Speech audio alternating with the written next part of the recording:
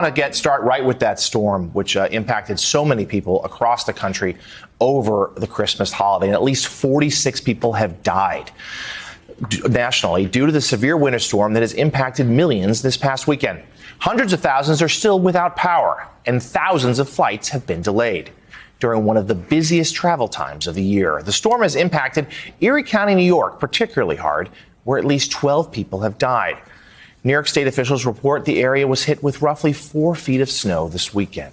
At times, the storm's hurricane-force winds caused whiteout conditions that effectively paralyzed emergency response efforts and also caused the city's airport to completely shut down.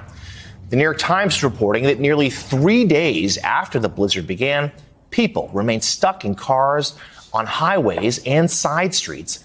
And overnight on Saturday, more than 50 rescues were made by a specialized team, many of those rescues including saving other stranded emergency workers. New York Governor Kathy Hochul confirmed Sunday evening she is working with the Biden administration to get federal assistance and commented on the history-making nature of the storm. Take a listen. We've talked about the scale of this storm.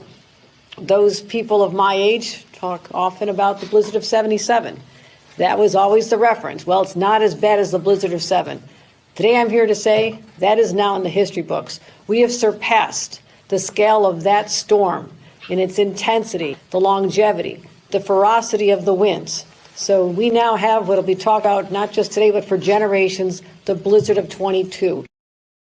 Meanwhile, 4 people are dead and many more are injured after a 46-car pileup on the Ohio Turnpike on Friday, as the extreme winter weather blasted through that state. Authorities say the crash was a result of whiteout conditions that left dozens of vehicles, including at least 15 commercial trucks, piled up on the interstate. Photos show crumpled 18-wheelers and cars backed up for miles. Joining us now in New York State is NBC News correspondent Jesse Kirsch. Jesse, thanks for joining us this morning. Give us the latest in terms of where the storm stands now and the latest on how many people have been impacted.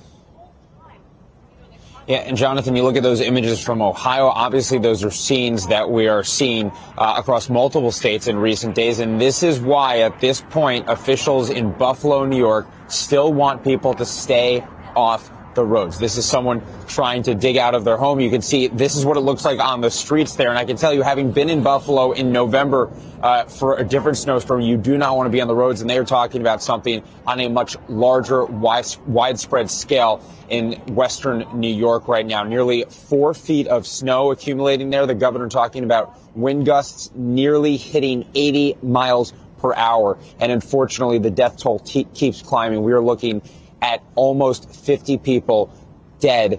Those deaths all blamed on the weather across multiple states over the past week. And obviously, this is supposed to have been a joyful holiday week. And this is not the kind of white Christmas that people would be looking at. The number of power outages, thankfully, has been dropping. And you talked about delays, plenty of cancellations, too. And the problem is, even as the weather improves, because so many planes have been stuck in places they were not supposed to be, it's possible it could be days before the airlines have their crews and planes fully back on track. Back to you.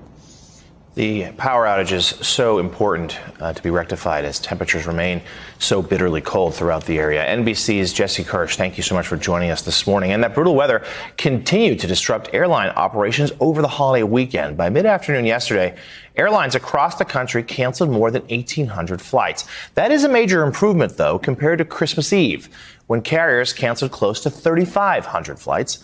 Southwest Airlines was one of the hardest hit, canceling about 15% of its schedule yesterday. And now let's take a look at the weather and meteorologist Angie Lassman for the forecast. Angie, is it warming up? Are things going to get better out there? Yeah, things are going to get better. We're going to see some improvements temperature-wise, but I want to bring attention to what Buffalo is still dealing with. We still have those strong northwesterly winds. The system has moved up into parts of Canada, but that means that they're continuing to be downwind of the lake, and the lake effect snow band remains persistent. They could see another 12 inches of snow by the time we finish the day. Now, the the good news is they will see some improvements as far as those snow bands, but still we're going to have to monitor that.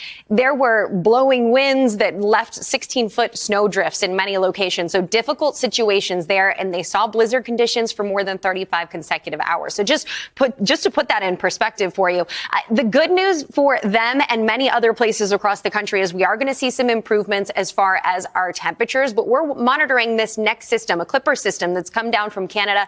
It's going to bring some snow flurries to parts of the Tennessee Valley, places in the Midwest. Not expected to disrupt travel anymore. Of course, we'll see the disruptions continue from that last storm, but this next one, not expected to do a whole lot. We have another secondary low pressure system that will move down and bring some snow to parts of Michigan as well. But we also still have those freeze watches and warnings in effect along the Gulf Coast and extending into the Sunshine State. Temperatures at this hour into the 20s, into the teens in Montgomery and Orlando right now at 39 degrees. The improvement comes as we go into the next couple of days, though. Still on the eastern side of the country, well below normal. 34 degrees for Cincinnati, but check out Amarillo, 64. And by the time we get into the later parts of the work week, even tomorrow, we're seeing major improvements. And then that warmer air starts to filter in, and we're talking above normal temperatures stretching from Pittsburgh to Chicago, and parts of Little Rock will eventually see temperatures in the 60s, guys.